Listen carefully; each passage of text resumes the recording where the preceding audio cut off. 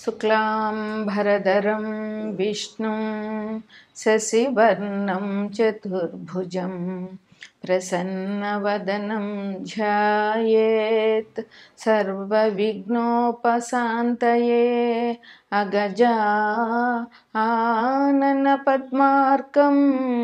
गजाननमहर्निशम् अनेकदन्तं भक्तानाम् एकदन्तमुपास्महे एकदन्तमुपास्महे।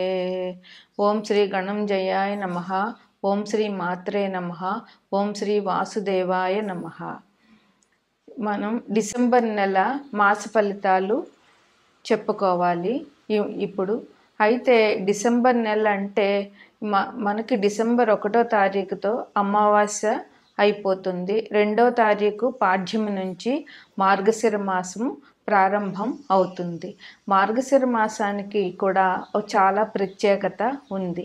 మార్గశిర మాసంలో వచ్చే గురువారంని మనం లక్ష్మీవారం అని కూడా అంటాం. మార్గశిర మాసంలో వచ్చే గురువారాన్ని లక్ష్మీవారం రోజున లక్ష్మీదేవి పూజ విశేషమైన ఫలితాలని ఇస్తుంది. ఆ రోజు ఉదయమే లేచి తలస్నానం చేసి లక్ష్మీదేవిని పూజించాలి. అయితే లక్ష్మీదేవికి నేతితో దీపం పెట్టాలి. వంటలు కూడా నేతితోనే చేసుకోవాలి. అంటే నూనె పోపులు వేయకుండా నేతి పోపులు వేసుకుని నేతితోనే భోజనం చేయాలి. అట్లా చేసి లక్ష్మీదేవి వ్రత కథ ఉంటుంది. ఆ వ్రత కథ చదువుకుని అక్షింతలు వేసుకుంటే స్త్రీలకి చాలా మంచి జరుగుతుంది. ఇంట్లో ధనం నిలుస్తుంది. ధనం బాగా అభివృద్ధి చెందుతుంది. ఈ లక్ష్మీవారాలు మొదటి వారం పులగం నైవేద్యం పెట్టాలి. 2వ వారం పరమాన్నం, 3వ వారం ముద్ద కుడుములు, 4వ వారం క్షీరాన్నం నైవేద్యంగా పెట్టాలి అమ్మవారికి. 5వ వారం అంటే పుష్యమాసంలో వచ్చే మొదటి వారం రోజున యథావిధిగా లక్ష్మీదేవి పూజ చేసి ఒక ముత్తైదువుని పిలిచి ఆమెకి నేతితో బూరెలు వండి నేతితో వంటలు చేసి ఆ ముత్తైదుకి పసుపు కుంకుమ తాంబూలం ఇచ్చి ఆమెకి భోజనం పెట్టాలి. అప్పటితో ఈ మార్గశిర లక్ష్మీవారాలు పూర్తి అవుతుంది. అయితే ఈ మార్గశిర లక్ష్మీవారం రోజున ఆడపిల్ల పుట్టింటి వారు ఆమె దేవుణ్ణి తాకరాదు. ఆమె పుట్టింటిలో పూజ చేయకూడదు. అత్తగారింట్లోనే ఆమె పూజ చేసుకోవాలి. ఈ మార్గశిర లక్ష్మీవారాలకి విశేషమైన ఫలితం దొరుకుతుంది. ఎవరైతే ఈ పూజ చేస్తారో వారికి ధనం బాగా నిల్వ ఉంటుంది. ధనం బాగా దొరుకుతుంది. అందువల్ల స్త్రీలందరూ ఈ మార్గశిర లక్ష్మీవారం పూజ చేసుకుని ధనాన్ని పొందుతారని ఆశిస్తాను. అదేవిధంగా డిసెంబర్ 15వ తారీఖున నెల పెడతాము. అలాగే డిసెంబర్ 15న రవి ప్రస్తుతం వృశ్చిక రాశిలో ఉన్న రవి ధనుసు రాశిలోకి ప్రవేశిస్తారు. దీన్నే ధను సంక్రమణం అంటాము. ఆ రోజు నుంచి అంటే 15వ తారీఖు నుంచి ధనుర్మాసం ప్రారంభం. అంటే ఇది విశేషంగా విష్ణుమూర్తిని వెంకటేశ్వర స్వామిని పూజించే మాసమని చెప్పవచ్చు. డిసెంబర్ 15 నుంచి జనవరి 15 వరకు ధనుర్మాసం నడుస్తుంది. ఈ ధనుర్మాసంలో వివాహాలు చేయరు. నెలపెట్టిన రోజు నుంచి వివాహాలకి ఈ మాసం అనుకూలం కాదు. అదేవిధంగా శుభ కార్యాలు అంటే గృహప్రవేశాలు, గృహారంభాలు ఇవేమీ కూడా ఈ మాసంలో ధనుర్మాసంలో చేయకూడదు.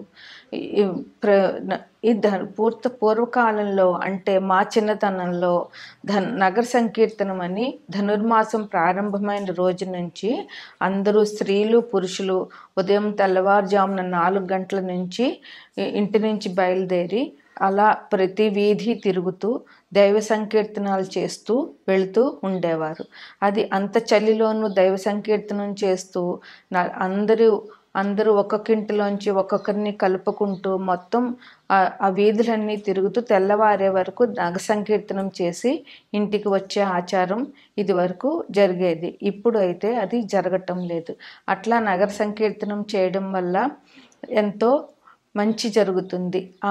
ఆ ప్రదేశానికి, చేసిన వారికి, ఆ కాలనీలో వారికి అందరికీ చాలా శుభం జరుగుతుంది. ఇది కూడా చాలా మంచి ఆచారమని చెప్పవచ్చు. తదుపరి కర్కాటక రాశి. ఇది 4వ రాశి. కర్కాటక రాశికి అధిపతి చంద్రుడు. కర్కాటక రాశిలో పునర్వసు 4వ పాదము, పుష్యమి 4 పాదాలు, ఆశ్లేష 4 పాదాలు ఉంటాయి. కర్కాటక రాశి చంద్ర రాశి కనుక దీనికి చంద్రుడు అధిపతి. ఈ రాశి వారికి భావోద్వేగాలు ఎక్కువ, అందువల్ల ఎమోషన్స్ చాలా ఉంటాయి. వీరు దానిని కొంచెం కంట్రోల్ చేసుకోవాల్సిన అవసరం ఉంటుంది.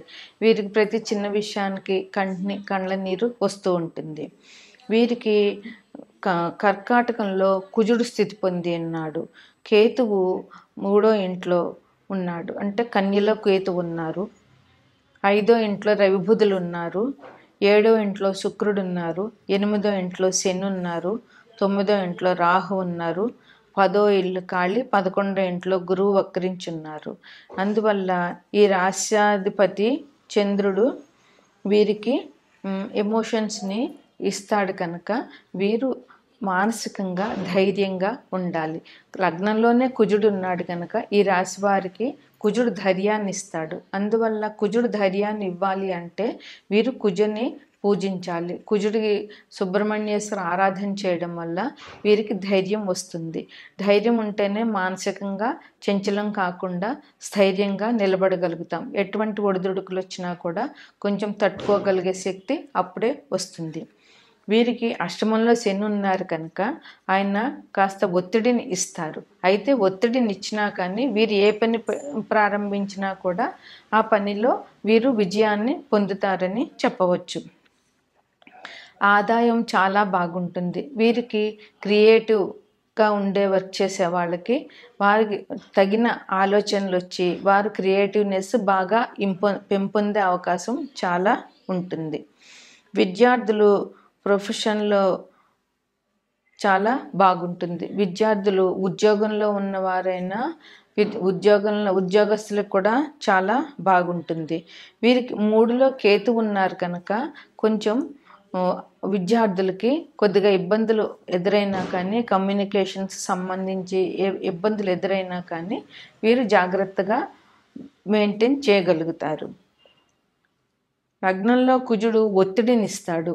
అయితే ఒత్తిడిని ఇచ్చిన ధైర్యాన్ని కూడా ఇస్తాడు. అందువల్ల కుజును ఆరాధన చేయడం వల్ల ఒత్తిడిని అధిగమించి మానసిక ధైర్యాన్ని పెంపొందించుకోగలుగుతారు.